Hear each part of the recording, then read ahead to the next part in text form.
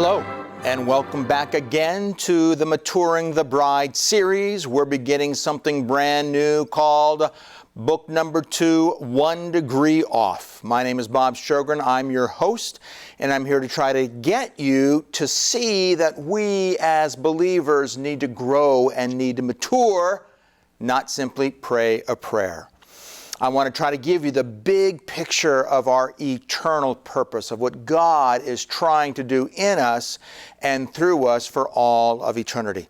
In simple words, we as the bride will be ruling and reigning over the universe with Christ. We shall be ruling and reigning over the universe. We get this from Revelation chapter 3, verse 21. The one who conquers, I will grant him to sit with me on my throne, as I also conquered and sat down with my Father on his throne.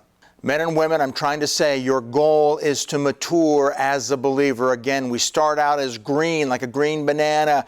Our goal is to ripen and become a mature bride of Christ, to prepare us to be the part of the bride. That's what he wants. God is not interested. God doesn't want an immature bride for his son. That's the whole purpose of this lecture series. God does not want an immature bride for his son. So why have we missed this? Why have we missed this concept? Why have we thought it's only about praying a prayer? I want to challenge you. It's because we, the church, have been 1 degree off. 1 degree off. Now let's think through that. 1 degree off. If I were to walk from here to the end of this room, 1 degree off, it wouldn't make any difference. I'd get to the exact same destination. Not a big deal. But if I were 1 degree off and I wanted to go around the entire world, and I started at one airport and flew back 1 degree off to the exact same airport, you know what? I would miss that airport by 500 miles. If I were to go to the moon and were 1 degree off and going to the moon, I would miss the moon by 4,169 miles. If I were to go to the sun and try to go to the sun and I were just 1 degree off, I would miss the sun by 1.6 million miles. And if we were to try to go to the nearest star and we were just 1 degree off to the nearest star, we'd miss that star by 411 billion, with a B, billion miles. So what am I trying to say? It's very simple. 1 degree off can bring about disastrous results over a long period of time. Let me repeat that. Being 1 degree off over a long period of time can bring about disastrous results. How does that apply to us, the church? Well, I want to challenge you. The church has been going for 2,000 years. What if the church were 1 degree off?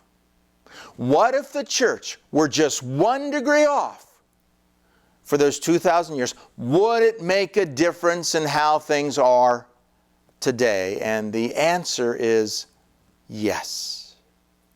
Hey, listen, we have to ask ourselves a question. Try to understand this 1 degree off difference. I want you to ask you, is there a difference in how people view Jesus versus Christians and or Christianity? Is there a difference in how people view Jesus versus Christians and or Christianity? I have a friend by the name of Carl Medeiros. He went to the streets of Colorado and Denver where he lived, and he began to go up to people and interview them. This is not Carl, but as he went and interviewed them, he said, hey, let me ask you a question. What do you think about Jesus? Oh, we love Jesus. Jesus is so amazing. Jesus is incredible. His teachings are very, it's what we need to do. It's what we need to live by. Oh, that's great, he said. He said, let me ask you another question. Well, what do you think about Christians? Oh, Christians, they're terrible. Oh, Christians, I hate Christians. I don't want to be around Christians. Jesus I like, but Christians, no, I'm not excited about Christians at all. Men and women, there are 3 things that Christians are primarily known for. 3 things that Christians are known for. Number 1, for being hypocrites. Number 1, for being hypocrites.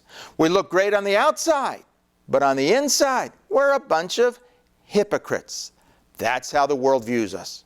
Number 2 thing that they're known for is being judgmental, for judging others. We are so great at judging others and even judging amongst ourselves. I can't tell you how many people I know that have left the church because they felt judged by other Christians inside the church. We are known for being judgmental. And a third thing that we're known for, not love, but hate. Hate instead of love. We hate people that are different from us, that have a different gender, transgender, or a different lifestyle that's not what we want to consider normal and or biblical. Throw on top of that the fact that our divorce rate is basically the same as the non-Christian. You've got to sit there, you've got to be scratching your head and saying, what is this? I thought we were supposed to be the answer. I thought we're the answer to what's going on in the world, and yet we're known for all these things. What's going on? Is the church really 1 degree off? Is it 1 degree off and we've been missing it? I want to challenge you, yes. And it's found in the very foundations. Are there cracks in our foundations? Yes, I want to challenge you. There are cracks in the very foundations of our theology. So in order to try to help people understand this, I want to go over what I consider the very basics. We want to start at the very basics of Christianity, the basics of the Bible, the basics of what's going on. And we do that by looking at the life of Christ and why He died on the cross. And I want to challenge you, there might be some new things, a new way of looking at this. Men and women, in Colossians chapter 1, verses 19 and 20, we read these words. For in Him all the fullness of God was pleased to dwell, and through Him to reconcile to Himself, okay? Reconcile to Himself. Now, when I was a Christian and I was brought up as a child, I was taught that God reconciles us. He reconciles people. You and I are reconciled. So I would expect to find after those words to reconcile to Himself people or humanity or something about us. But that's not what it says. To reconcile to Himself all things. Things? That's what the text says. Look it up for yourself. It could be a misprint on the screen, but no. The text says all things. Things, whether on earth or in heaven. Whether on earth or in heaven. Whether on earth. What are all things on earth? I ask my audiences, what are things on earth? And they kind of look at me with a blank glaze, and finally they say, I don't know, plants. Yeah, good. Plants are on the earth. What else? Animals. Yeah, animals are on the earth, and water or the oceans. Yeah, they've got that. And what's in the oceans? Oh, yeah, the fish and all the life that's in there, the marine life, and the physical mountains themselves and the clouds. All of those are things. Christ came to reconcile all things on earth and all things in heaven. Heaven? What are all things in heaven? Well, you've got comets and asteroids. That's just the beginning. And you've got stars. Don't forget about the stars. And you've got the Milky Way galaxy. We're all one galaxy here in our one galaxy. And there are hundreds of billions of galaxies that make up the entire universe. Christ died for those. And He did that to make peace by the blood of His cross. Make peace by the blood of His cross for all things? Why did Christ die for things? Well, if you were to study the Scriptures and find out that in Genesis chapter 3, there were 4 curses that came about when Adam and Eve ate the fruit.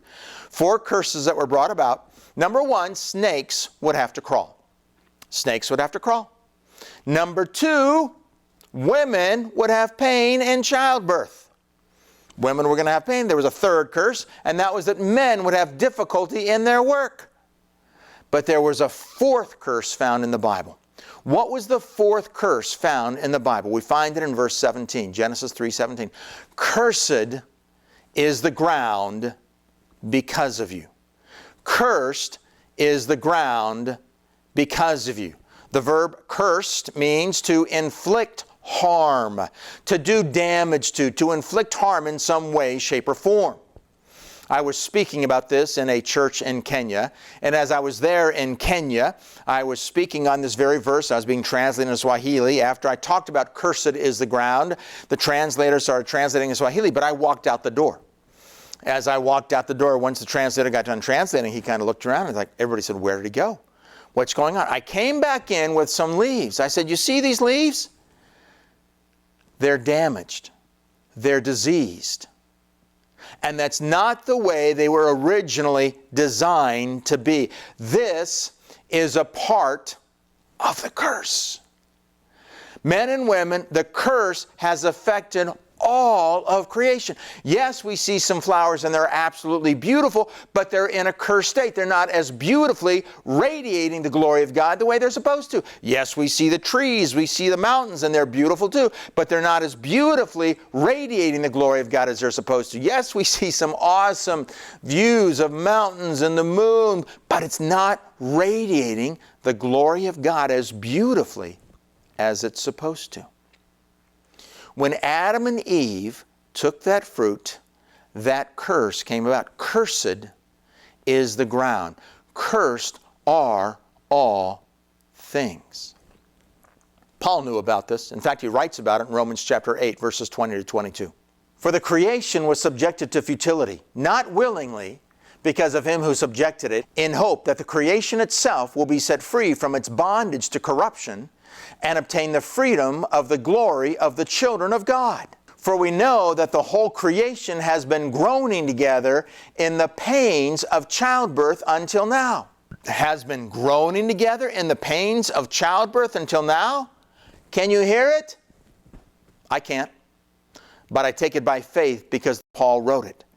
It's been groaning. All of creation is groaning. That's what the text says. Men and women, I want to suggest to you that creation, from the dogs to the cats to the llamas to the trees to the grass to the flowers, knows something that you and I don't know. They know that they're not in the original state they're supposed to be, and that they're in a state of being cursed. They're in bondage to decay. Now, if you're listening to this and you're 30 years of age and younger, you have no idea what bondage to decay means. Why? You think you're going to live forever. But you get to be my age now in the 60s, but you start in the 40s, the 50s, the 60s. The shoulder begins to hurt. The back begins to hurt. You start to hurt on the feet. You get plantar fasciitis, and all of a sudden you realize, I'm getting old. Yeah. Why is that? Oh, because I and you, we were made from the dust of the ground. The dust of the ground was cursed, therefore our bodies are cursed, therefore we get old. And we decay. And then we die. Not going to be like that when we get to heaven. We're going to have a new body. It'll never decay. We'll live forever. But right now, we're in a state of decay.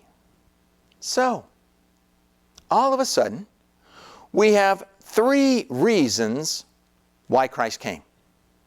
3 reasons why Christ came. Number 1, He came to die for our sins. We all know that. We've got that one down pretty well. We hear it pretty much every Sunday. Secondly, He died for all things on earth. And then third, He died for all things in heaven. Let's ask 2 questions. Question number 1, is there anything else for why Christ died? Are there any more reasons why Christ came to the earth to die? And secondly, which one is primary? Which one is primary? Well, let's go back to the first question. Are there any other reasons why Christ came to the earth to die? Paul says there is another reason. Romans chapter 15, verses 8 and 9. He says these words. For I tell you that Christ became a servant to the circumcised to show God's truthfulness, in order to confirm the promises given to the patriarchs, and in order that, purpose statement.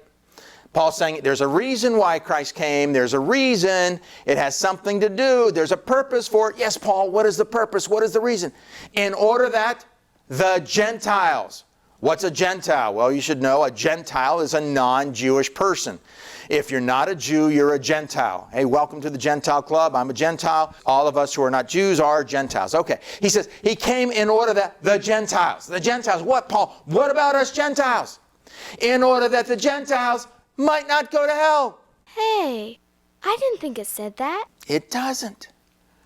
Men and women, it doesn't say that. I've got a news flash for you. And this might be a rude awakening, but I want you to see it. I want you to hear it. I want you to embrace it to help you get back from being 1 degree off. What's the news flash? Here it is. Christianity is not primarily about avoiding hell. Let me repeat that because it's so key. Christianity is not primarily about avoiding hell. That's not what Christianity is all about. That's not what it's there for. It's a part of it, but it's not primary. That's not what it's primarily about. What does Paul say? He says so that the Gentiles may what? Glorify God for His mercy. That the Gentiles may glorify God for His mercy. Men and women, you and I were saved for a purpose. What's that purpose? To glorify God. To glorify God. To glorify God for His mercy. That's why we're here. We've got a purpose now. A purpose much bigger than just being saved from hell. No, you and I exist to glorify God in all we do, in all we say, in all that we are. Oh. So now we've got 4 reasons why Christ came. Number 1, He came to die for our sins. Number 2, He came to die for all things on earth. Number 3, He came to die for all things in heaven. And now, number 4, He came for the glory of God. So we need to ask that same question again, that next question, the second question, which is so key. And what is that question? Here it is. Which one is primary? Which one is primary? Did He primarily come to die for our sins? Did He primarily come to die for all things on earth? Did He primarily die for all things in heaven? Or did He primarily die for the glory of God? Where do we find our answer? In the next lecture. In our next time together, we're going to be asking the question, which one is primary? You don't want to miss it. Welcome to the beginning of Book 2 in Maturing the Bride, 1 degree off. Hey, thanks for watching the 1 degree off lectures in the Maturing the Bride series. I hope and pray that you are realigning your own personal walk with God in fresh new ways, living passionately for the glory of our Father.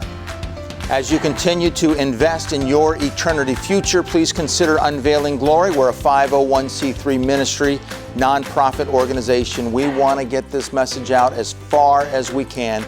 Hence, please feel free to partner with us in getting this word out. Also, don't forget to check out our homeschooling curriculum, as well as all of the ministry opportunities that we have throughout Africa and in other parts of the world. We'd love to have you come on one of our short-term trips. Thanks so much. You have a super fantastic rest of your day.